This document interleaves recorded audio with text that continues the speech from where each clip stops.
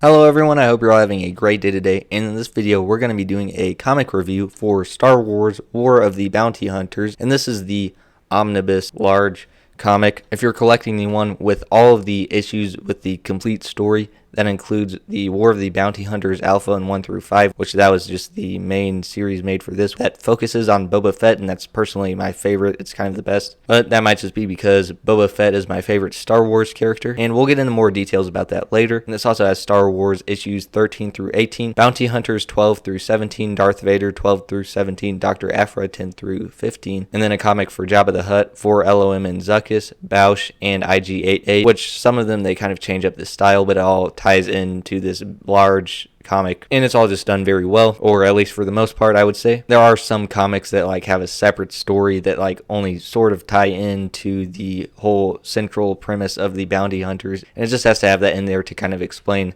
why certain characters are doing certain things, and then they come in later issues. And then if you collect all the issues, some of them rehash stuff that already happened from like a different point of view.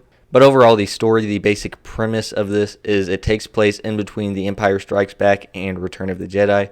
Obviously, there's a 1-year gap between those movies, and I was always a little bit confused about that because I was like, why'd they wait so long to get Han Solo from Jabba's palace? And was Boba Fett just like staying there for an entire year partying?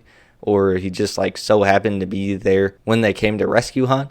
So I was a little bit confused by that, but in here it kind of shows that Luke definitely had some training going on, and there were some close encounters with Vader where they actually spoke to each other through the Force. And then you get to see more of Boba Fett, and the thing that really made it take so long for him to deliver Han Solo to Jabba was it got stolen from him, and then he tried to get it back, but Jabba the Hutt put a bounty on Boba Fett because he thought Boba Fett just sold it to someone else since he was taking so long, and it just made it very complicated. Everyone's like out to get one another. Things went from a very hard time in the Star Wars galaxy to an even harder time where everyone is just going crazy. It's insanity. It's every man for himself, and you definitely see that in here. People just aren't even expecting to survive. They're just going to try to do their objectives. You see a lot of bounty hunters in here. Now, I will say that it is a little bit dumb how all the characters that die in here don't actually die. That is a little bit disappointing, and I feel like in movies like Star Wars, and not even just Star Wars, like Marvel movies and that stuff too, no one dies anymore. It's okay if they do it sometimes, but it's just so overused. But overall, I like what they do with the Boba Fett character, and if we're just focusing on his War of the Bounty Hunter issues, those are definitely the best ones where you see the main story pretty much from his perspective, and you just get to see him more of a character. He's very intimidating. He is definitely the best bounty hunter in the galaxy. And this is exactly what you would want if you're a huge fan of Boba Fett. And it makes it to where even if Disney didn't make it canon that he survived the Sarlacc pit, which thank goodness they did finally, and then he even got his own show, they made it to where it kind of foreshadowed the Sarlacc, and you see Boba Fett, his one flaw, even though he's like the most skilled bounty hunter in the galaxy, his one flaw is his overconfidence. So as I said, even if they didn't have him survive the Sarlacc, at least it would have like built up to that better where it made more sense. But now it's just really awesome because he didn't. Anyways, there are a lot of issues in here, and if you're wanting to get this, the price would kind of vary on like what collection you would want.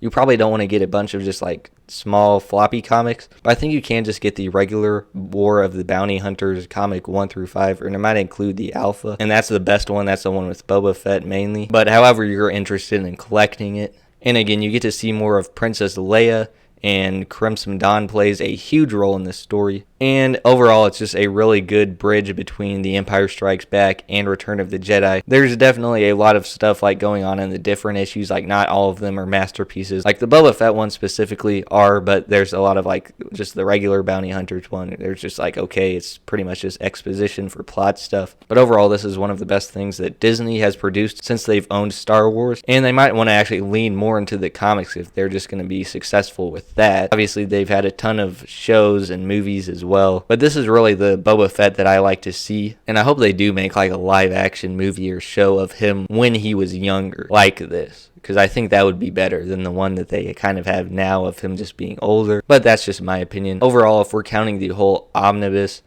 I'll probably give War of the Bounty Hunters an 8 out of 10. But if we're specifically just counting the War of the Bounty Hunters Boba Fett issues, I'll probably give it a 9.5 out of 10. Anyways, if you read it, feel free to let me know what you think about it in the comments section down below. As always, thank you guys so much for watching, and I will see you guys in the next one.